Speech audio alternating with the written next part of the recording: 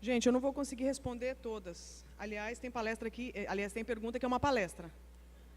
Assim, como tratarmos, por exemplo, a questão da homossexualidade com os adolescentes, quando acham que é tudo normal.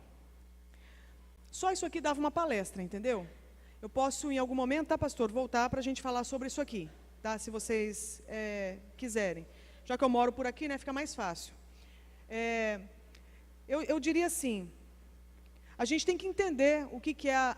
Para entender a homossexualidade, a gente tem que entender um pouquinho sobre a sexualidade.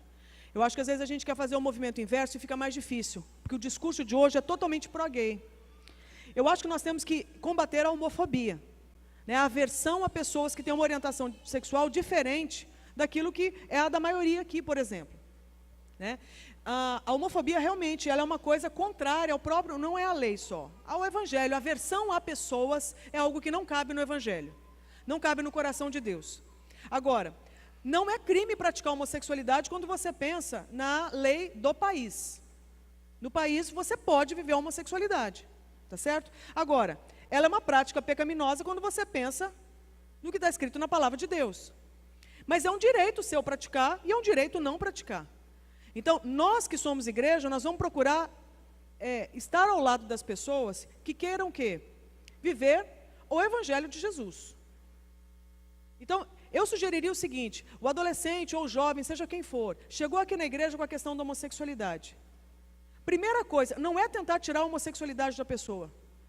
Primeiro a gente não consegue. Mas é o quê? Apresentar o que a pessoa realmente precisa. O que ela precisa? O evangelho das boas novas. Ela precisa entender que existe um milagre para ela. Qual é o milagre? Que ela está morta espiritualmente, ela pode ser viva. Entende? O problema da pessoa não é a homossexualidade, o problema da pessoa é se ela está morta espiritualmente. O problema do dependente químico não é a droga, o problema do adúltero não é o adultério, o problema das pessoas, elas não têm o quê? Cristo como Senhor e Salvador. Então a primeira coisa que a gente precisa é anunciar uma novidade de vida, um novo nascimento, é pregar o evangelho. E dificilmente você dá uma novidade de vida dizendo assim, sabia que se você não mudar de vida você vai para o inferno? Imagina, os dois estão casados, se amam. Aí eu chego e falo assim, sabia que se você não mudar de vida, você vai para o inferno? Isso é uma novidade, é uma notícia boa? Talvez tudo que ele tem é aquele homem na vida. Qual que é a notícia boa? Sabia que existe um Deus que quer te dar uma nova vida e preencher o seu vazio? Isso é uma novidade de vida? Isso é uma notícia boa? Isso é uma notícia maravilhosa. Nenhum homem, nenhuma mulher consegue dar isso para nós. Jesus pode. Então a gente precisa dar o que? Uma boa notícia. A boa notícia é que Cristo quer ser o quê? O nosso Salvador, o nosso Senhor. Uma vez isso acontecendo, a pessoa vai receber o Espírito Santo. E o Espírito Santo vai fazer o quê? Santificar. Não tem jeito, o Espírito Santo não vai dividir a presença dele com aquilo que é treva, com aquilo que é mentira, com aquilo que é engano, com aquilo que é idolatria. Resultado, ele vai começar a confrontar o nosso coração para a gente começar a posicionar Jesus no centro da nossa existência. Resultado, o que eu já vi demais acontecer? Pessoas nessa situação chegam de repente, olham um para o outro e falam assim, eu não consigo mais olhar para você do mesmo jeito. Porque eu quero que você seja meu irmão, não meu amante. Compreende? Mas a mudança começou de onde? De dentro para fora ou de fora para dentro? De dentro para fora. Então o que a gente precisa é falar de identidade. Quando a gente começa a falar disso, não tem conversinha fiada de escola e de faculdade que resista ao poder do evangelho, a não ser que a pessoa seja obstinada em viver conforme o próprio umbigo. Compreende? Então, a gente precisa, não é só falar da homossexualidade, é falar da sexualidade, porque uma vez falando da sexualidade, a pessoa vai entender a homossexualidade, tá? Não sei se tem mais tempo. Aí? Não. Mais uma? Que fofo, quero mais palestra. Amém. Quando se descobre que a agressão acontece e o agressor se comporta como vítima, que atitude tomar?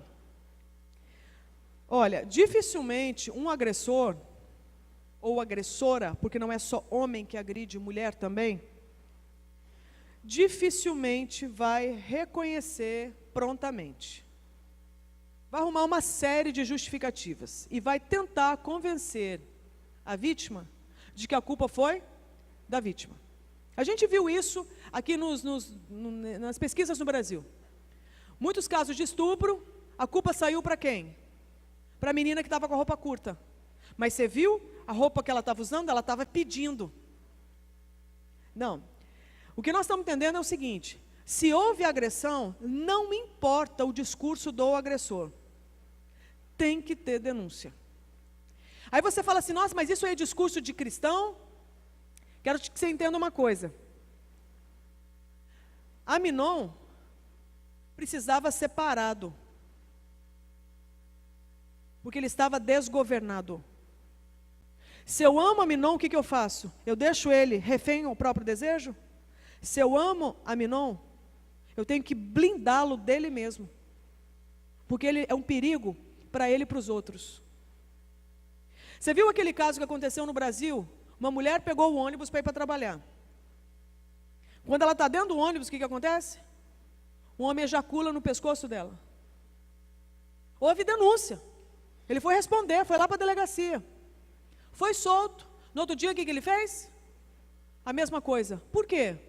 Você acha que ele estava no belo dia, dentro do ônibus, dentro de casa, tomando café da manhã, e falou assim, hoje eu vou pegar o ônibus, eu vou ejacular no pescoço de uma mulher. Você acha que é assim? Dificilmente. Ele é o típico caso, nível 3 de vício sexual. Ele já não consegue mais parar, ele precisa ser parado. Se eu amo a vida desse homem, eu preciso o quê? Pará-lo, porque ele não para mais. Então, às vezes a gente acha que a denúncia é falta de amor, é o contrário. A denúncia é um ato de amor com relação à vítima e também com relação ao agressor. Porque ele não para mais. Um homem que bate na mulher, ele não sabe lidar com a ira dele. Ele não para mais, ele não vai parar de uma hora para outra, ele vai continuar batendo até matá-la. E na cabeça dele a culpa é dela porque deixa ele nervoso. Essa mulher me deixa louco.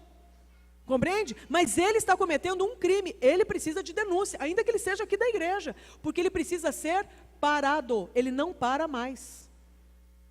Então o ato de amor também é você parar o agressor de cometer mais uma vez aquela agressão. E com isso você vai trazendo o quê? Justiça. Ele vai levar um choque de realidade. Ele não vai mais, ele vai pensar duas vezes. E aí pode ser que ele chegue à conclusão e fale o seguinte, como já teve caso de estuprador preso no Brasil, e falar assim, não me solta, porque eu vou fazer tudo de novo. Então ele está falando, se me soltar, eu faço de novo, porque ele sabe, eu não paro mais. E no nível desse, o que ele vai precisar? No mínimo, está detido, mas talvez o quê? Medicação, para poder controlar o desgoverno dele. Compreende? Isso sem falar se tem o Espírito Santo ou não na história. Então, eu quero incentivar que a gente conheça a rede de proteção. O Disque 100 funciona, 181 funciona, Conselho Tutelar, Vara da Infância, a Delegacia de Proteção à Criança e Adolescente, Delegacia da Mulher.